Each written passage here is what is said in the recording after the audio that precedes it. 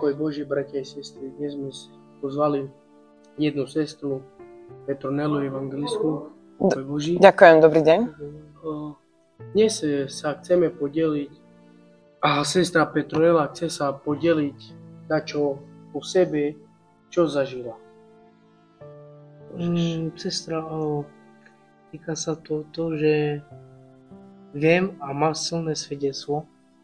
Rozprávali ste mi a chcem, že aby veľa ľudia, ktorí to prežili, že aby sa zmenili a aby ste im dali nejakú motiváciu, lebo ste to prežili, tak môžeme vás poprosiť o vaše svedectvo. Jasne, v prvom rade vám ďakujem celého srdca za pozvanie, tu aj do vášho zboru, aj za vášho pastora Martina Pačana, si to veľmi vážim. Takže ahojte, buďte požehnaní všetci, ja sa volám Petronela Zilik. A ja som už od 2 mesiacov vyrastala v detskom domove a potom do svojich 8-9 rokov som bola v detskom domove v Kelnici, potom som bola adoptovaná a vlastne, kde som od svojich 11-12 rokov dá sa povedať, mala som problém, psychické problémy sama so sebou a mala som detstvo dosť ťažké a už od detstva som chcela nájsť svoju maminku. A ako 18-ročná som odišla od svojich nevlastných rodičov. Boli tam veľké problémy, ktoré naozaj, dá sa povedať, poškodili mi aj moju psychiku. Ako 18-ročná som skončila na ulici, bola som bezdomovkyňa, dobrovoľne. No a keď som bola na ulici, tak som sa začala živiť drogami, ja som už od drogy začala od svojich 16 rokoch, ale od 18 rokov som to začala takou tvrdou drogou už poriadne. A vlastne boli tam aj už zapojené huby a vlastne keď si bezdomovec, tak vlastne snažíš sa prežiť a to som aj ako vlastne robila. No a potom som začala žiť tak ako prostitútka. Začala som žiť, predávať svoje telo. No a to ešte viacej som si dávala do seba tú dávku, tie drogy. Začala som aj s alkoholom, aby som na to nemyslela, to, čo robím. No a ja som vždy chcela, ako som hovorila, vždy som chcela nájsť svoju maminku. Už prvé, čo si pamätám, keď som mala 3-4 roky, ja som chcela vždy nájsť svoju maminku a ja som verila, že žije. A mne už od detstva mi bolo povedané, že moja mamka zomrela, že nežije. A ja som neverila som ani nevlastnej mame, nikomu som neverila. Ja som vždy hovorila, moja mama žije a ja ju nájdem. A keď som mala pomaly 20 rokov, tak sa aj stalo, ja som bola vlastne vtedy ešte bezdomovkyňa. Ja som našla svoju maminku, vlastnú mamku, čo bolo veľmi dlhé, to je dlhý príbeh, ale dosť ťažko, ale našla som ju. No a moju vlastnú mamku našla som na ulici. Ona tiež vlastne od 15 rokov bola vyhodená z domu, žila na ulici. No a keď som ju našla, tak som aj vlastne našla pravdu, prečo sa moja mamka o mňa nemohla starať. A to preto, lebo bola tiež chorá, mentálne chorá. Moja mama trpí mentálnou retardáciu už od detstva. Takže ona má nevyvinutý nervový systém, moja maminka, takže je ako dieťa a preto sa ona o mňa nemohla starať.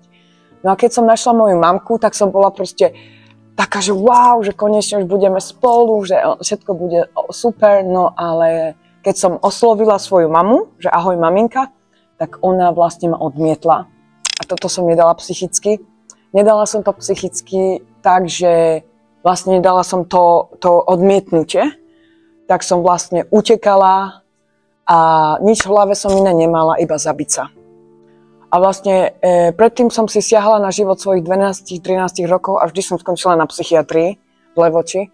No a chcela som tak ukončiť život, že už 100%, hej, že tak som stala na koľanicách, to som mala pomaly 20 rokov, stala som na koľanicách a vždy, keď som si siahala na život, ja som vždy modlila sa Otče náš, hej, tak som sa pomodlila a vlak už sa približoval a to bolo v Spišských Vlachoch na koľanicách a to bol posledný nočak, to bolo okolo 10. po 10. hodine a vlastne vlak sa približoval a ja som zatvorila oči a už som len počula, že vlak ide bližšie a niečo ma schmatlo, zobralo a vyhodilo ma z koľajnic a vlak prešiel okolo mňa. A ja kažem, wow, že to čo je? A bola som na tom, že to sú drogy, lebo som vlastne brala drogy, je?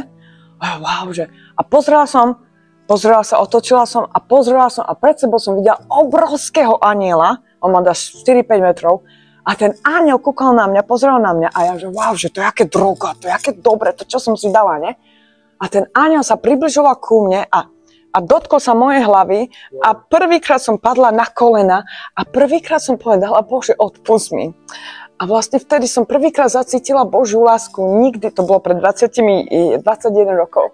A prvýkrát Boh sa mi dal spoznať a mi ukázal, že ma miluje. Že ma, aj keď som prostitútka, keď som na drogách, aj keď som nikto, aj keď som nechcená. On mi tak prejavil lásku, že som milovaná cez neho. No a prvýkrát ten dotyk ma dá sa povedať, aj zmenil, pretože od tohto dňa vlastne, čo sa vlastne to stalo, ja som sa zobudila na koľanicách ráno a ja som bola na tom, že to bol sen. Že to nebolo skutočné, že proste, jak to vám povedať, viete, že to je skutočné, ale keď to niekomu poviete, to vám nikto neuverí. A ja som vedela, že keby som to niekomu povedala, tak idem na psychiatriu. Tak a vlastne čo sa stalo, ja som sa išla vrátiť naspäť do mojej komunity, bandy, tam ľudia, čo drogovali, išli sme tam a ja som odmietla drogu. Normálne oni sa ma pýtajú, či chcem drogu a ja, že nie. A ja som bola v šoku sama zo seba. Ja som odtedy nedotkla sa drogy. A vlastne teraz už viem, že ja som bola už vlastne vyslobodená z drog. A vlastne začala som, jak sa ma dotkol Boh odtedy, alebo vlastne čo sa stalo aj na koľanicách, ja som povedala, Bože, aj vtedy, prvýkrát činila som pokanie, ja som povedala, Bože, pomôž mi, odpusť mi. Že mám problém s drogami, mám problém s tým a s tým, hej. No a vlastne, čo sa stalo? V ten deň, na druhý deň, ja som prestala s drogami. To bolo pre mňa najväčší zázrak, pretože viem, ako som bola na to veľmi závislá. A viem, že proste to bol Boží zázrak, na to Boží dotyk, ktorý ma zmenil. Takže toto a poviem len toľko, že neskôr na to, asi o 2-3 týždňa som sa dostala na taký kresťanský festival, kde vlastne sa tam modlili za mňa a vlastne prvýkrát som tam počula, sa modlili za mňa v jazykoch. A keď som tam prišla, proste ja som tam normálne vnímala, to proste vnímate, že Boh sa vás dotýka, ale ja som tam zase padla na kolena a činila som pokánie. Činila som pokánie a ja som žila ako prostitútka. A vlastne som si uvedomila, že ja si nevážim samu seba, že sa nemilujem. A Boh dovolil, ja som si to priznala na tom kresťanskom festivale a oni sa za mňa modlili. A oni sa modlili na mňa v tých jazykoch. A ja, to také to je čarodejníctvo, to čo? Ja som vôbec nevedela. A vlastne, ja som chcela, dá sa povedať, odísť z toho, teraz už viem, že to boli Duch Svätý, že to vlastne boli dary Ducha Svätého jazyky, ale chcela som odísť a vlastne strašne som začala mi zlé byť a oni sa začali modliť za mňa a vlastne tedy ešte viem, že niekto tam jedna pani povedala, že ja mám démonov, hento, tamto a bola som veľmi nahnevaná a vlastne áno, bola to pravda vlastne a vlastne neskôr čo sa stalo, vlastne som tam bola 4 dní v tom kresťanskom festivale, v tom krásne to bolo a vlastne ja som vlastne prijala, že mám problém, že mám tých démonov, že potrebujem vyslobodenia, potrebujem proste a vlastne vždy som si pamätala ten dotyk Boží na tých koľanicách, ako sa ma dotkol a jak ma vyslobodil z tých drog, že to je nadprirodzené. Tak vlastne, čo sa stalo, ja som vlastne aj na tom kresťanskom festivale otvorila srdce pre Ježiša, lebo už predtým, dá sa povedať, od svojich 11 rokov poznala som Pána Ježiša, on sa mi zjavil, ale neprijala som ho do srdca.